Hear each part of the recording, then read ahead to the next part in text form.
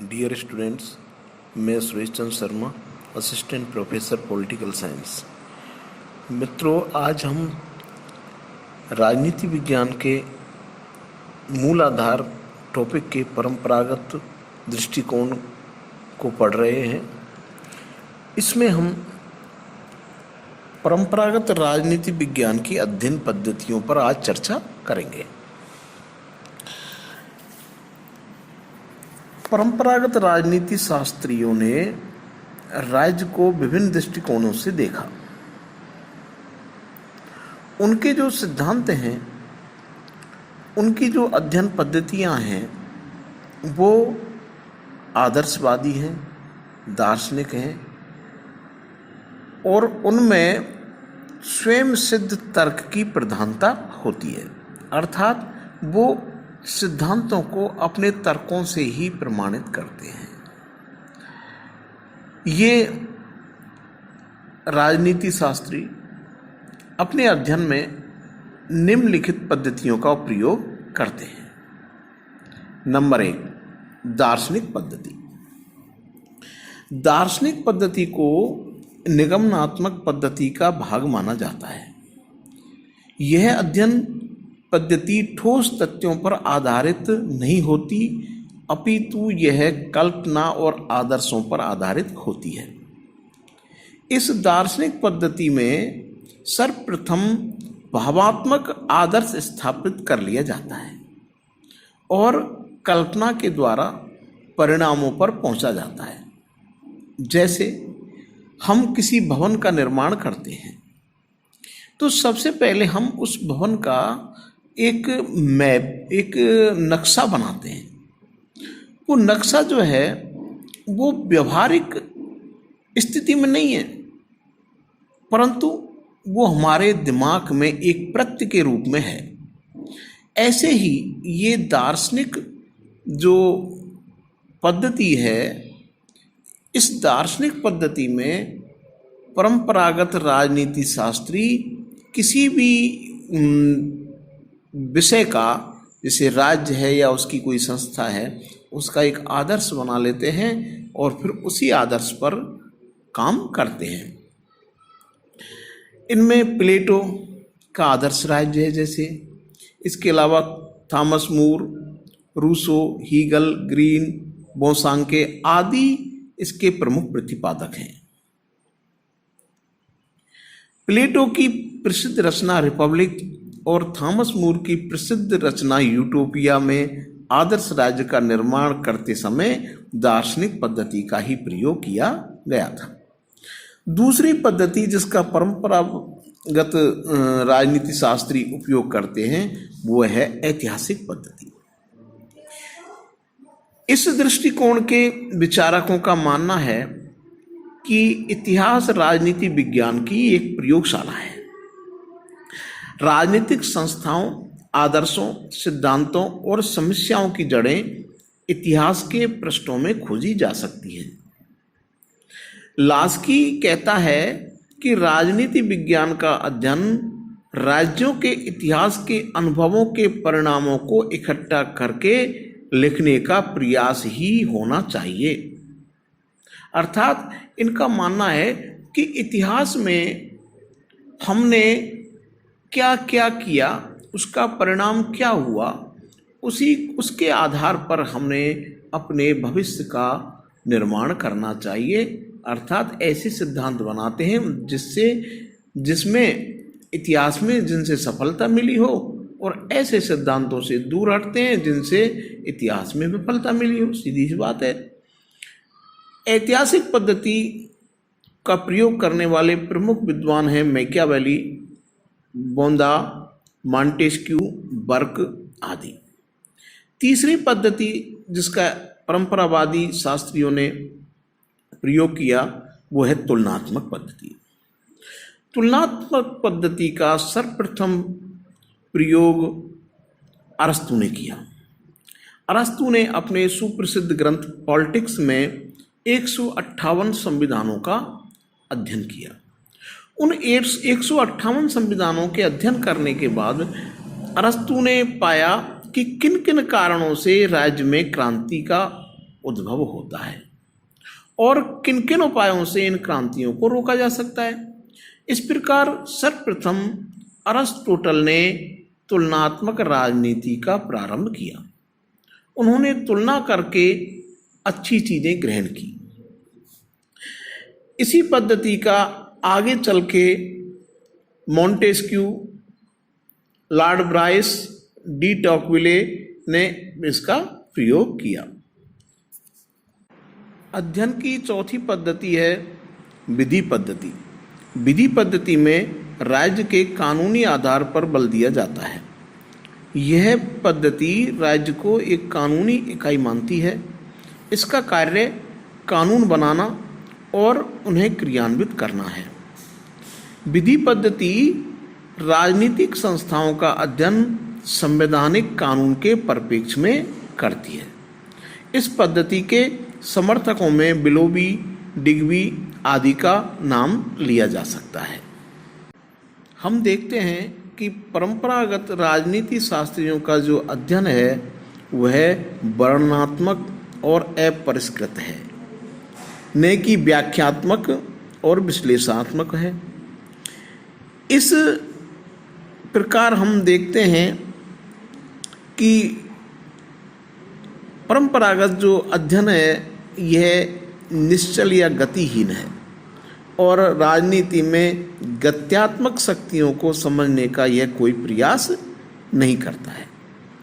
मित्रों, अब हम परंपरागत जो दृष्टिकोण है इसकी कुछ विशेषताओं को पढ़ेंगे, जिनके आधार पर हम देखेंगे कि परंपरागत दृष्टिकोण को कितना भी आधुनिक दृष्टिकोण वाले उपेक्षित कर माने या उसको इग्नोर करें, परंतु उसकी महत्वता कम नहीं हो सकती। चलो अब हम इसकी विशेषताएं पढ़ते हैं। परंपरागत राजनीति विज्ञान की प्रमुख विशेषताओं में हम आगे बढ़ने से पूर्व हम देखते हैं कि परंपरागत राजनीति विज्ञान की शुरुआत प्लेटो से मानते हैं। प्लेटो का आदर्श राज्य,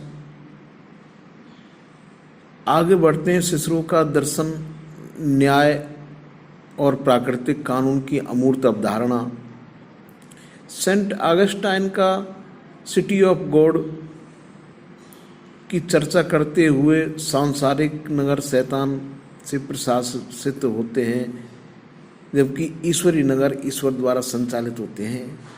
ऐसी परिकल्पनाएं जो हैं वो परंपरागत दृष्टिकोण में ही देखी जाती है। आगे बढ़ते हैं, इमैनुअल कांट का विधिक कानूनों को नैतिक कानून का अंग बनाना, हीगल का ईश्वरीय पृथ्वी पर राज्य के रूप में ईश्वर का अवतरण, हीगल के चिंतन में मूल रूप से विश्वात्मा को मानना, ग्रीन के शाश्वत चैतन्य, ऐसे जो विचार हैं ये परंपरागत राजनीति विज्ञान के अंग हैं। अब हम देखते हैं परंपरागत राजनीति विज्ञान की विशेषताएं। इसकी विशेषताओं में पहली विशेषता जो है वो है कि परंपरागत जो चिंतन है वो आदर्शवादी चिंतन है, कल्पनाशील चिंतन है। अब दो शब्द आते हैं, आदर्शवादी और कल्पनाशील। आदर्शवादी चिंतन का मतलब है कि राजनीति विज्ञान का जो विचारक है वो एक आदर्श स्थापित करना चाहता है, एक अच्छी चीज स्थापित करना चाहता है, एक ऐसी व्यवस्था स्थापित करना चाहता है जिसकी एक सुखद परिकल्पना वो करता हो। अब ये कोई बुरी बात भी नहीं है। प्रत्येक व्यक्ति अपने चिंतन में अच्छा ही सोचता है, एक सुखद और आदर्श स्थिति की ही परिकल्पना करता है और वही सुखद आदर्श स्थिति की परिकल्पना प्लेटो ने अपने चिंतन में आदर्श राज्य के रूप में की। अब हम इसको राजनीति विज्ञान की कमजोरी मानते हैं कुछ लोग। हाँ, ये बात सत्य है कि आदर्शवाद और कल्पनाशीलता से काम नहीं चलता। परंतु मैं एक बात कहता हूं कि कोई भी अच्छा या बुरा काम जब हम करते हैं तो उसकी सबसे पहले परिकल्पना की जाती है। हम एक अच्छी से अच्छी संस्था का यदि निर्माण करना चाहते हैं, हम यदि एक अच्छा राज्य बनाना चाहते हैं, एक अच्छी सरकार बना देना चाहते हैं, हम अपनी सोसाइटी की विभिन्न प्रॉब्लम्स जो हैं, विभिन्न टकराव जो हैं, उनको दूर करना चाहते हैं, तो ग्राउंड पे उतरने से पहले हमें उसका एक कच्चा चित्र तो दिमाग में बनाना ही पड़ेगा। वही कच्चा चित्र आदर्शवाद है और वही कच्चा चित्र जो है वो आगे चल के व्यवहारिक प्लेटफॉर्म पर जब हम उसको क्रियान्वित करेंगे तो वो बनकर तैयार होगा। क्या ऐसा संभव है कि किसी भी भवन का हम निर्माण करें और उसकी कल्पना ना करें? असंभव है। इसलिए मैं आदर्शवाद को, कल्पनाशीलता को परंपरागत राजनीति विज्ञान की एक विशेषता मानता हूं कि जिस पर आधुनिक दृष्टिकोण अपने भव्य इमारत का निर्माण करता है। दूसरी विशेषता, नैतिकता और राजनीतिक मूल्यों पर विशेष बल। राजनीति विज्ञान परंपरागत दृष्टिकोण से देखा जाए तो ये दर्शन शास्त्र का एक उप अंग मात्र बनकर रह गया है, परंतु ऐसा भी नहीं है। किसी भी चिंतन में नैतिकता का होना कोई नुकसान की बात नहीं है। यदि किसी चिंतन में नैतिकता पर बल दिया जाता है या मूल्यों पर बल दिया जाता है तो यह उसकी कमजोरी या कमी नहीं, ये उसकी विशेषता है। राजनीति विज्ञान के परंपरागत दृष्टिकोण में भी नैतिक मूल्यों पर बल दिया जाता है। यदि नैतिक मूल्यों पर बल देना परंपरागत राजनीति विज्ञान की कमजोरी होती या कमी होती तो वर्तमान परिप्रेक्ष्य में इसका महत्व नहीं होता। जबकि आज भी हमें देखने को मिलता है कि नैतिक मूल्य जो है इनका ह्रास हो रहा है और इनका ह्रास का मुख्य कारण है हमारा बिल्कुल प्रैक्टिकल हो जाना।